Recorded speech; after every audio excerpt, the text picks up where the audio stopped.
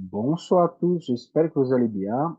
Bon, aujourd'hui c'était une belle journée. En fait, c'est la journée que moi je vais donner toutes les vidéos et ça a super bien passé, exactement comme je dis. C'est bien. Ça veut dire que les analyses sont propres, et la méthode, elle fonctionne de forme parfaite, mathématiquement parfaite. Il y a parmi vous qui aiment bien que je parle comme ça. Bon, demain, pour la zone euro, rien du tout. Ok. Donc, pour la zone euro, rien du tout. Donc, le DAX, le CAC, laissez de côté. Et les autres espagnols et tout ça, laissez tout de côté. Et on trade les américains à partir de 14h30 et c'est tout.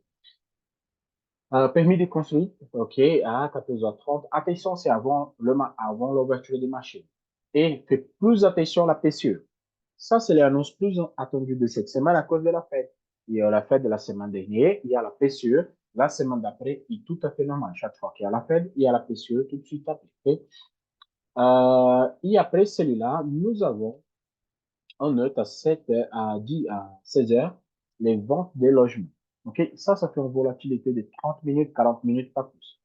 Et après, bon, c'est des parties spéculatives, mais moi, je ne crois pas que vendredi 21h30, vous n'êtes pas devant les graphiques. Si vous êtes devant les graphiques, et vendredi 21h30, ça veut dire que vous êtes des malades. OK? Donc là, je ne parle même pas de cette année. Moi, je travaille pas demain. C'est normal. Je passe au trading view pour vous montrer les analyses. Je vais vous montrer mes trades d'aujourd'hui. OK? Quand je n'ai pas trop de temps, je suis obligé de faire des trades rapides. Euh, des trades rapides. Bon, on commence par le DAX. On commence par le DAX. Hier, quand j'ai fait cette analyse-là, j'ai marqué en temps réel, il y a eu la casse. Et moi, j'ai dit, attention, c'est un signal de buy donné par le DAX. Donc, pour cela que j'en profité, au pullback, take des deux niveaux, mathématiquement parfait. Mais par contre, il faut avoir la patience pour arriver sur un take des deux niveaux. OK? Moi, je vous montre mon trade d'aujourd'hui. Ça fait l'ouverture de marché. OK? C'est un trade rapide parce que j'ai pas trop de temps. Surtout aujourd'hui, j'étais très occupé. Donc voilà. Il y a eu la ouverture. Il a eu l'ouverture de marché. OK? Là, 9h. 9h15, clôture, ça fait ici. OK. Après, il a évolué un petit peu. Ça fait un chandelier de retournement. J'ai marqué canal de référence. J'en ai note sur le support où je l'ai projeté vers le bas. OK. Je l'ai projeté à partir de là vers le bas. Il y a eu cette casse avec un petit peu bas. Je vais grandir comme ça, vous voyez. OK. Il y a eu cette casse. Je rentrais exactement ici. Pullback sur la ligne. C'est mon pour montrer. Ici, si vous faites la même technique, moi, je vais vous montrer ce canal YouTube. Là, vous avez une partout pratiquement, ok, vous êtes en panique totale et après ça passe sur le bas, c'est un tech des niveaux, tech des deux niveaux, mathématiquement correct, ok. Ça, c'était notre trade de DAX le matin et après, il y a plusieurs opportunités de DAX dans la journée, mais moi, je suis pas fait. Okay. Pourquoi? Justement parce qu'un trade pour moi, c'est largement suffisant. Maintenant, l'analyse pour demain, on va voir le hebdomadaire, voir la clôture et le type de chandelier que nous avons. Et là, par coïncidence, nous avons un topi, chandelier des décisions. Je ne crois pas que cette topi va changer pour demain. Honnêtement, moi, je crois que ça va clôturer un topi. Positive ou négative. Une chose, moi, je vous dis, inférieur à 16 800, pour moi, c'est de vente. Supérieur à 16 800, c'est de bas. C'est un bon retour vers les 16 950, qui c'est les 50% de l'expansion. Le bon point de sel, 16 800, casse vers le bas, c'est excellent point de vente. 16 500. 16 500, c'est un bon point de buy. C'est un pullback sur la zone cassée. OK? Jusqu'à là, c'est juste un pullback de la casse, de record historique. Casse, pullback, ça repart. Donc, jusqu'à 16 500, c'est pas une chute de marché comme vous. Il y a pas mal de gens qui aiment bien faire, oh, marché de chute. Non, non. Ça, c'est juste un pullback pour après repartir. Donc, pour cela, demain,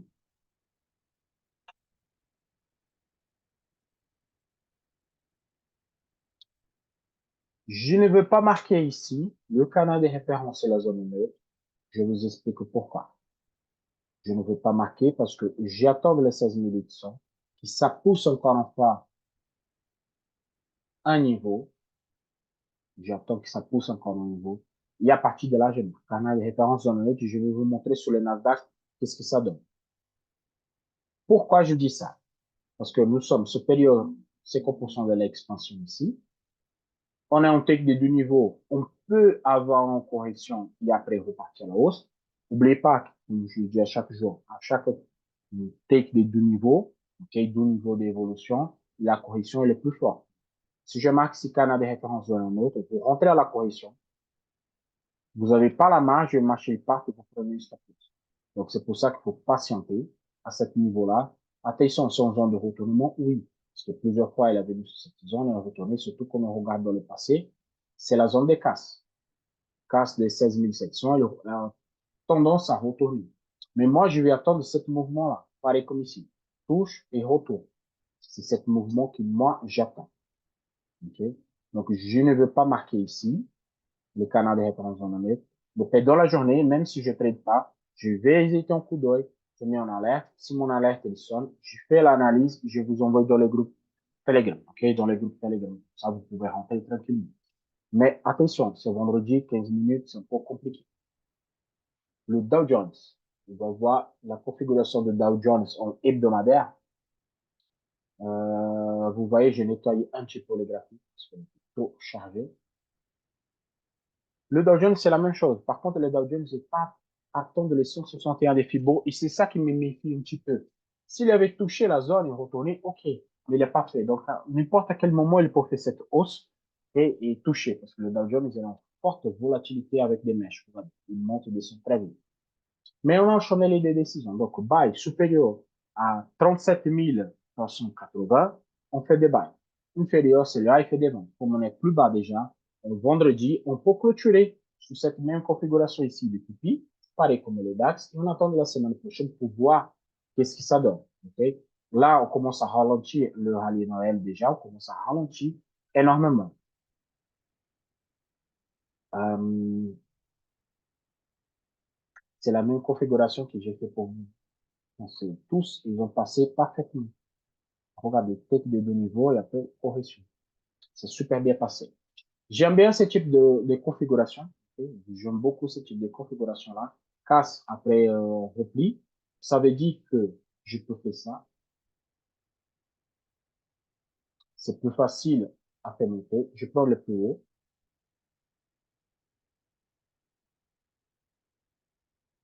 C'est le type de configuration que j'aime le plus de les faire. Pourquoi je suis sur la zone hebdomadaire, j'ai une zone supérieure, une zone inférieure, et là je touche. Regardez comme c'est nickel. Donc là, c'est simple. Où le nez, il donne la direction, je rentre. S'il casse vers le bas, pullback, bien évidemment, comblement de gap, il repart encore une fois, c'est des selles. Si le retour casse ici et casse le plus haut, c'est de buy et après, take des 1 et take des 2, pourquoi pas, on cherche le dernier plus haut, ok? Mais les 50% ici, ça veut dire que la zone hebdomadaire nous donne bien la direction vers la haut ou vers le bas parce qu'on est au milieu. N'importe où le marché va casser, on peut rentrer. Au minimum, prendre un take d'un niveau, parce que c'est le vendredi, on take des niveaux, c'est un peu plus dangereux. Mais le moment à 14h30, quand on a la PCE, il faut faire cette volatilité. Donc, soyez attentifs avec les rentrées à ce niveau-là. OK?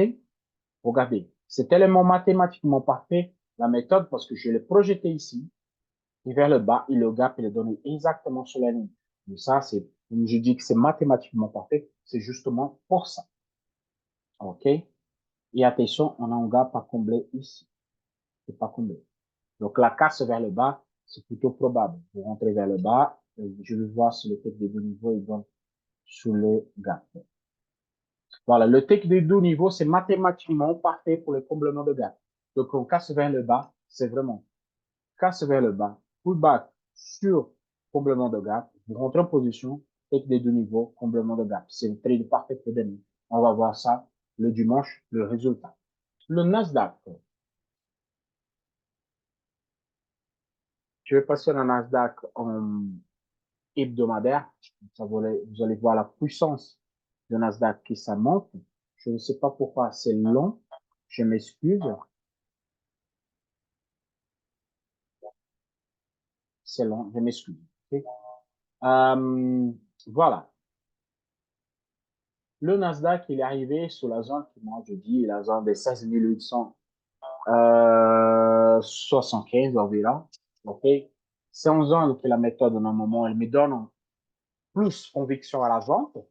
Et c'est ça qui a fait. Toucher là, la vente était parfaite. Même si moi, j'étais en zone sur vente, sur la zone 0. OK? Puis après, je vais tout modifier, la zone de 10% et tout ça. Mais pour l'instant, je ne modifie pas. Mais tant qu'on est supérieur, les 50% de ma expansion de Fibonacci qui prend de valider sa hausse vers les 19 000, je crois que c'est 19 300, c'est les 100% de l'expansion. Normalement, pour on casse les 50, on va de cette direction. Mais c'est trop loin, on laisse pour la prochaine partie. Le mensuel, comme je dis, faites attention parce que sur le mensuel, on peut casser la résistance. Et la focus ici, c'est à 16 400. 16 400, c'est la résistance mensuelle à prévoir. Quand on vient sur 15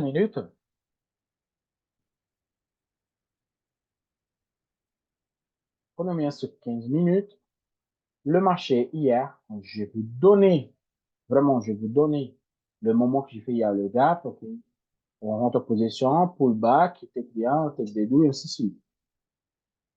Moi, je me méfie un petit peu pour rentrer à cause de gap, okay? Mais je peux rentrer à stop loss le plus bas, donc c'est pas grave du tout. En plus, c'est plus bas que les 16 650, donc il faut vraiment casser vers le bas pour ne pas valider. Mais là, c'est bon pour l'entrée, pour prendre peut-être des deux niveaux.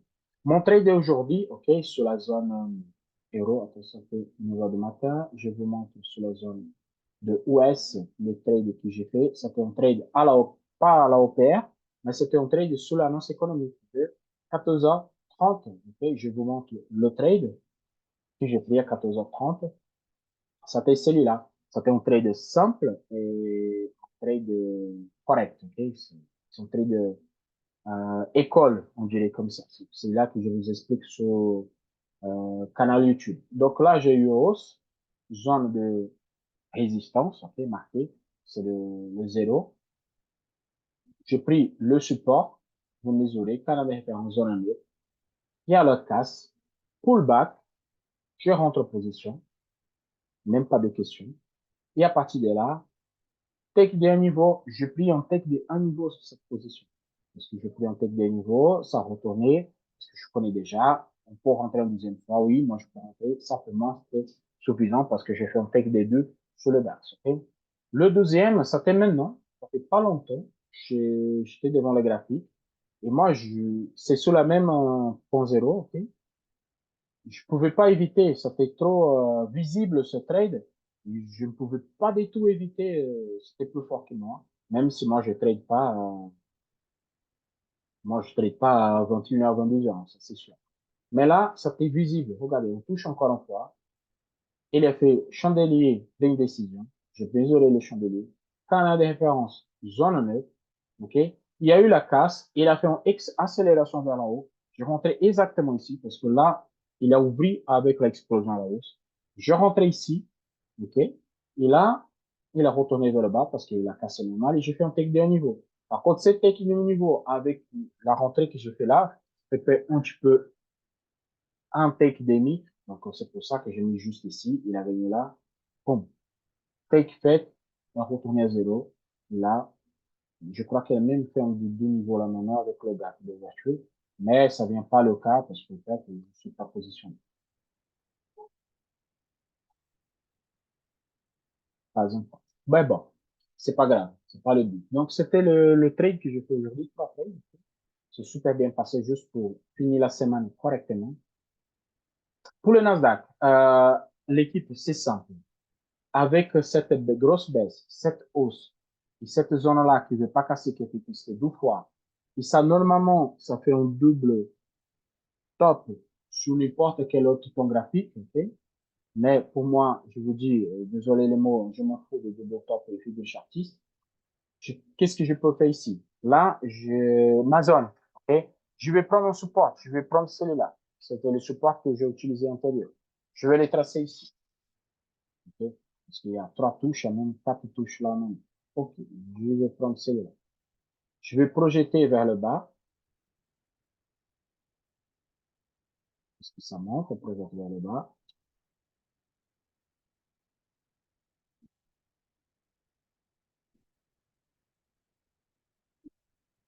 OK, là, j'ai fait mon canal de référence au milieu.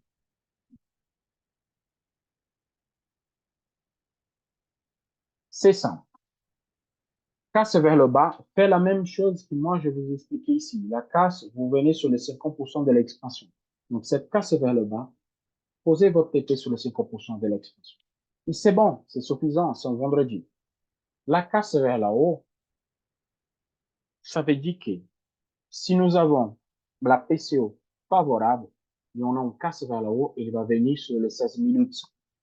C'est sûr, comme ça, il va clôturer un grand chandelier, comme d'hab, le gigantesque chandelier de 1%, 1% et demi que le Nasdaq fait tout le temps.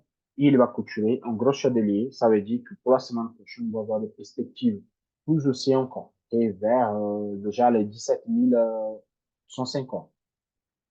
Donc, les casses vers le haut ou vers le bas, ça vous donne des avantages dans cette cas-là. OK? C'est ça l'analyse de Nasdaq. Le gold, désolé, le gold, je veux faire ici. Et je ne veux pas faire sur MTC. Cette ligne de 50, c'est moi qui ai fait parce que j'ai fait un scalping ici dessus. C'est simple. Je vais vous montrer une chose très importante. C'est ici. Non, je vais faire sur MT5 semi. Parce que là, j'ai une chose à vous montrer sur MT5.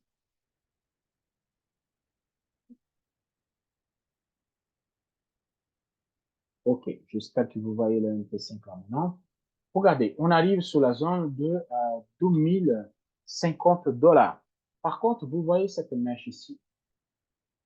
Vous voyez cette mèche ici, ça veut dire que le marché n'a pas la force pour arriver sur 2050 $. Ça peut arriver, il y a deux probabilités. Ou il va casser ça, il va continuer vers haut, ou retourner. Sur M15, je vais vous montrer une chose que moi, je vais marquer sous les groupes. Okay? Je vais faire une vidéo pour vous expliquer ce type de situation. La situation, c'est la suivante. Vous voyez cet espace ici? Cet espace avec le retournement, ça veut dire que c'est l'espace que le marché n'a pas eu la force pour arriver. Donc, c'est très simple à mesurer. Vous mesurez cette ligne-là. Quand vous projetez cette place vers le bas, ça donne mathématiquement parfait ici. Et c'est la même place que vous pouvez mesurer à haut pour voir les différences. Voilà, ça fait le gap. Cette chandelier, il peut se retourner à ce niveau-là. Donc, à partir de là, vous pouvez marquer votre canal de référence journalier. Parce que ça veut dire que le marché n'a pas la force. Là, il y a eu la force, ça veut dire qu'il est cassé cette zone. La probabilité qu'il casse 2052 là et continue, c'est très fort. OK, c'est très fort. Donc, c'est la différence quand vous prenez une position comme ci. Mais oui, il n'est pas arrivé sur la ligne, il n'est pas retourné. Mesurez le taille et vous projetez vers le bas. Comme ça, vous savez exactement le point de retour. Mais moi, je vais faire une vidéo pour vous expliquer tout ça. Donc là, tout de suite, OK? Le marché est ouvert avec un gap. Normalement, je fais Canada référence zone vers le bas. Okay? Donc, ça veut dire qu'il a ouvert déjà avec un tête dernièrement. Donc là, dans ce cas, je ne vais pas faire l'analyse pour vous parce qu'il a ouvert déjà dans cette dynamique. La unique chose que je peux vous dire, c'est marquer ici. Ça, c'était le trade que je devrais vous montrer.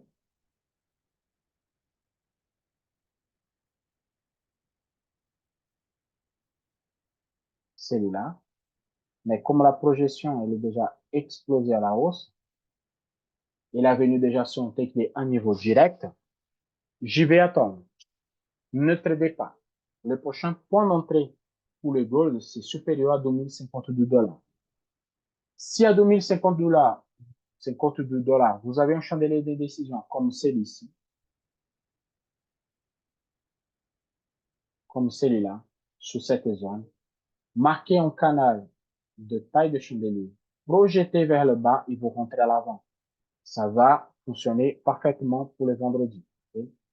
Après, bien évidemment, en évolution, je vais vous montrer comment il faut marquer ça correctement. Pas de support résistance, mais avec le chandelier. Donc, dans ce cas-là, il ne faut pas rentrer. Parce que le take, il était fait déjà, take bien niveau. Okay? Donc là, il faut observer un peu et voir qu'est-ce que le marché va nous faire. Je vais supprimer. Oh non, je vais laisser. Peut-être on fait un take de deux niveaux. Peut-être.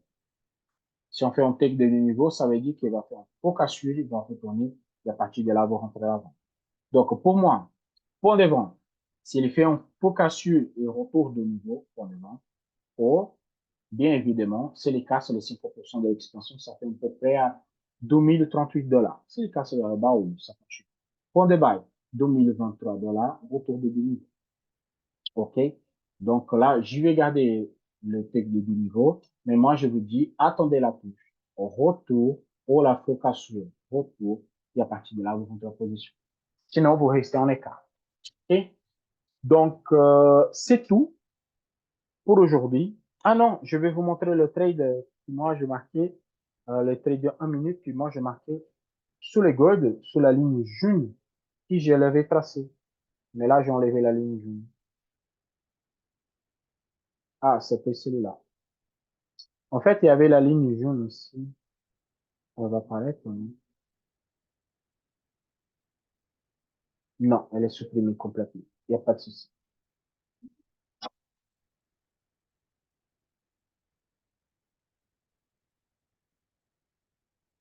La ligne jaune, elle était tracée exactement là. Et exactement ici à 2040 $. Pourquoi je vous montre ça? Parce qu'en fait, il y a des choses, j'étais avec un élève, il y a des choses que je peux pas non faire. Et c'est tellement visible que je peux pas non faire. Voilà, 2039 $. Ici, en vrai.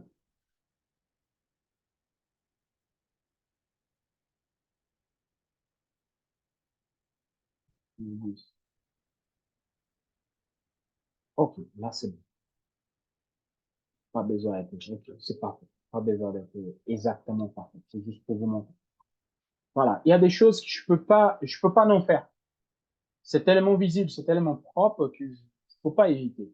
OK? Surtout quand je fais des cours en direct avec des élèves. Regardez. Sous la zone, j'ai un chandelier de décision, j'ai un étoile. OK? Un étoile, étoile filante. Donc, j'ai pris l'étoile filante, je l'ai projetée vers le bas. Quand on a des références dans le net, il y a eu la casse avec le pullback. Et c'est le moment que je fais les coups. Donc, je rentre en position, et stop loss, take d'un niveau, take des deux niveaux. L'intéressant de ce take des deux niveaux, c'est qu'il faut gagner. Ça, c'était l'annonce économique à 14h30. Donc, le chandelier était là. Il a né négatif, il a retourné vers la haut et il a clôturé négatif. Donc, si moi je rentrais là, ok, je rentrais, bon, take des 1, je place à 0. Même si à l'annonce, il ne prend pas mon break-even. Donc, il a pris un take des deux niveaux parfaitement, mathématiquement parfait. Sous l'annonce économique, il prit mon take, retourner à la haut et clôturer négatif. C'est plutôt pas mal ça. Si vous mesurez en taille 3, ça donne parfait aussi. OK? Donc, c'est des détails, c'est des petits détails que je fais. En fait, c'est en live. Et c'est des trades comme ça, je ne peux pas vous envoyer sur le canal Telegram. Parce que le temps que j'ai fait la capture d'écran, je vais vous envoyer, les trades, il est déjà là. Donc, c'était pas possible. OK? Ça, c'était juste pour vous montrer le trade d'aujourd'hui aussi sur le gold. Si moi, je ne trade pas les gold, je suis très honnête, je n'aime pas du tout. Mais des situations ça, comme ça, pendant les cours, si je trouve, n'hésitez pas de répondre. OK? Bon, maintenant, c'est tout. Désolé, les vidéos sont trop longues, mais c'est lequel je vais faire en vidéo pour vous expliquer cet espace que moi je parle, cet espace ici de retournement. OK? Je souhaite à tous un excellent week-end. Bon Noël, joyeux Noël, OK? Et bonne fête pour vous, le dimanche.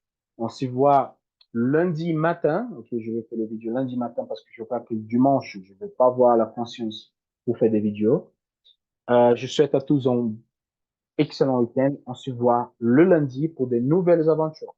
À la prochaine. Ciao, ciao. Ah, lundi, non, mardi, parce que lundi, c'est le jour férié. On se voit mardi pour de nouvelles aventures. À la prochaine. Ciao, ciao.